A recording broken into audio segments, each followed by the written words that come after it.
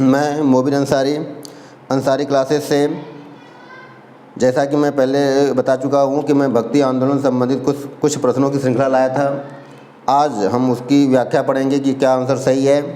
तो जैसे पहला क्वेश्चन था कि भक्ति की चर्चा सर्वप्रथम किस उपनिषद में हुई है, तो भक्ति की चर्चा सर्वप्रथम श्वेताश्वर उपनिषद में हुई है। कहाँ पे हुई है? श्वेताश्वर उपनिषद में।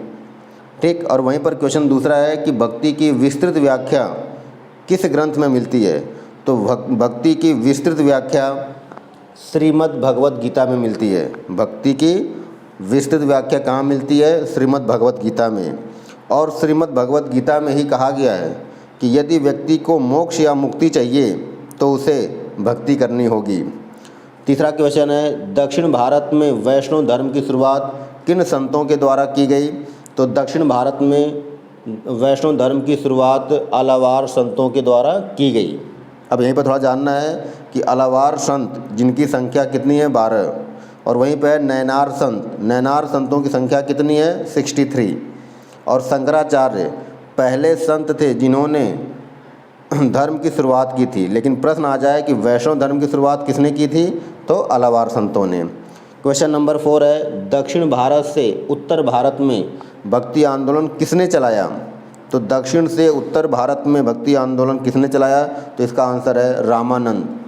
ठीक। तो आंसर क्या है? रामानंद। और रामानंद को दक्षिण और उत्तर के बीच का सेतु कहा जाता है। इन्हें क्या कहा जाता है? दक्षिण और उत्तर का सेतु।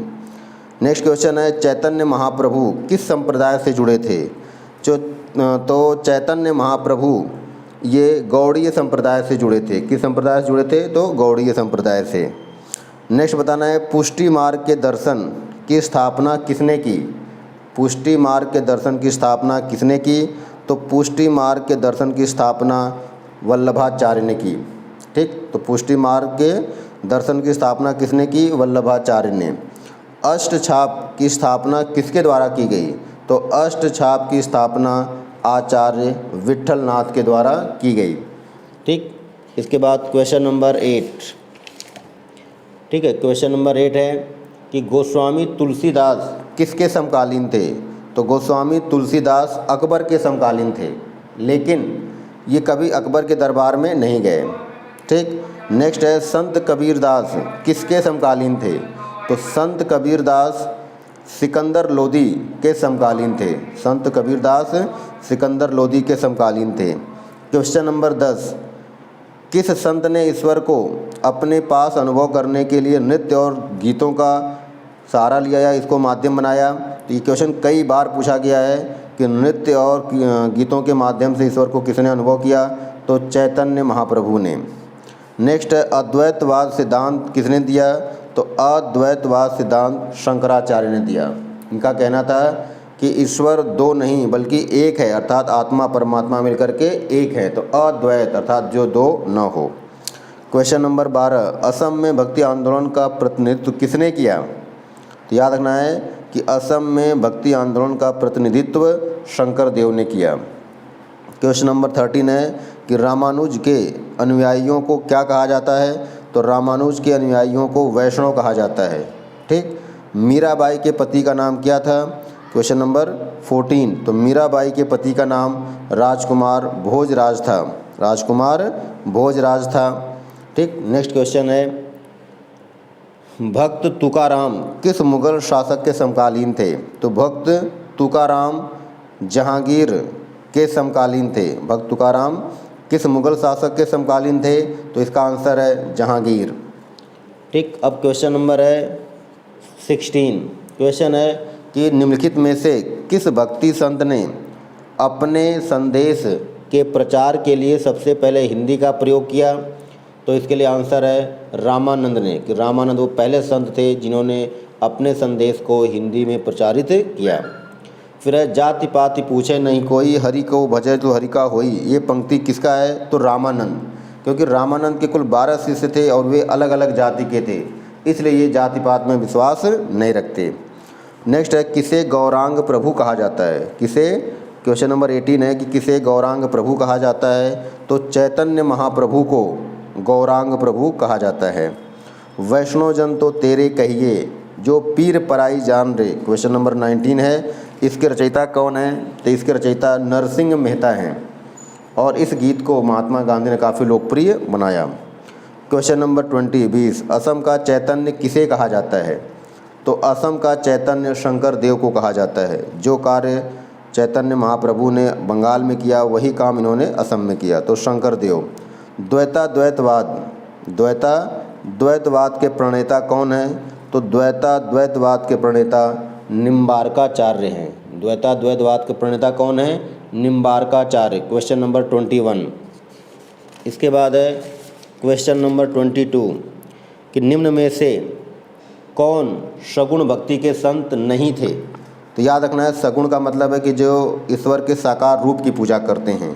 तो इनमें सूरदास ये थे सगुण के, चैतन्य थे, रामानुज थे, रैदास ये सगुण भक्ति के संत नहीं थे। फिर क्वेश्चन है कि 21 विचार कीजिए, सगुण भक्ति वाले पुनर्जन्म में विश्वास करते थे। तो जो सगुण भक्ति वाले संत थे वे पुनर्जन्म में विश्वास करते थे, ये कथन सही है। कथन 2 है कि निर्गुण भक्ति वाले भगवान के सरोकार रूप को पूजते थे। तो निर्गुण भक्ति वाले भगवान के सरोकार रूप की पूजा नहीं करते बल्कि निराकार रूप की पूजा करते। उनका मानना था कि ईश्वर का कोई आकार नहीं होता। तो इसका ऑप्शन है ऑप्शन ए, केवल एक सही। इसका ऑप्शन क्या है? केवल एक सही। फिर नेक्स्ट है निम्नलिखित में कौन सही सुमिलित नहीं है? तो कौन सही सुमिलित नहीं है? तो माधवाचार्य, इनके सिद्धांत का नाम द्वैतवाद, सही है।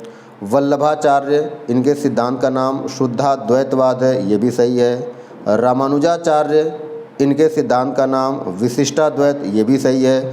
निम्बार्काचार्य, इनके सिद्धांत का नाम अद्वैतवाद या अद्वैताद्वैत नहीं है। ठीक, तो इसका आंसर क्या हो गया? डी।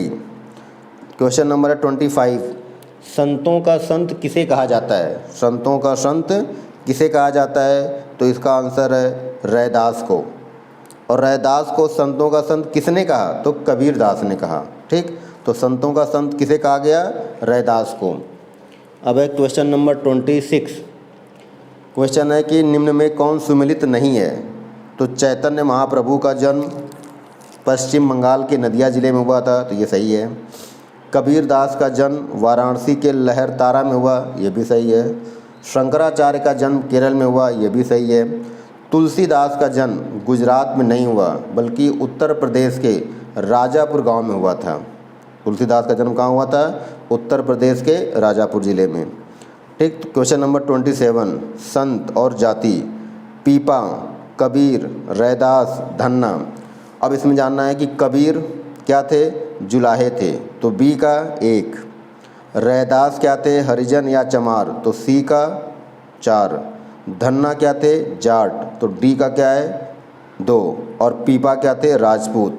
तो जब इसका ऑप्शन मिलाएंगे तो ऑप्शन डी सही है। ठीक, ऑप्शन डी सही है। क्वेश्चन नंबर 28, मध्यकालीन भारतीय आंदोलन में हिंदू मुस्लिम समन्वय का पैगंबर किसे कहा गया? तो कबीरदास को कहा गया। किसको कहा गया? मध्यकालीन भक्ति आंदोलन में हिंदू मुस्लिम समन्वय का पैगंबर कबीरदास को कहा जाता है, क्योंकि इन्होंने ही हिंदू मुस्लिम में समन्वय स्थापित करने का प्रयास किया। ठीक, अब क्वेश्चन नंबर है 29। क्वेश्चन नंबर 29 क्वेश्चन है श्री संप्रदाय के प्रणेता कौन थे? क्वेश्चन है कि श्री संप्रदाय के प्रणेता कौन थे? तो श्री संप्रदाय के प्रणेता रामानुजाचार्य थे। श्री संप्रदाय के प्रणेता कौन थे? तो आंसर है रामानुजाचार्य। ठीक, क्वेश्चन नंबर 30, संत तुकाराम कहाँ के रहने वाले थे? तो याद रखना है कि संत तुकाराम ये महाराष्ट्र के रहने वाले थे और महाराष्ट्र में भक्ति आंदोलन इन्होंने ही प्रसारित किया। ठीक, तो इस तरह से 30 क्वेश्चनों की जो श्रृंखला थी हमने इसकी व्याख्या भी बता दी, इसका आंसर बता दिया। आप लोगों को बताना है कि ये कैसा लगा, और अगर अच्छा लगा तो आप कमेंट करें, लाइक करें, शेयर करें, सब्सक्राइब करें, ताकि मैं और अन्य टॉपिक से संबंधित महत्वपूर्ण क्वेश्चनों की श्रृंखला ला सकूं और आप लोगों को पढ़ने में और एग्ज़ाम देने में हेल्प मिल सके। ठीक, तो थैंक यू।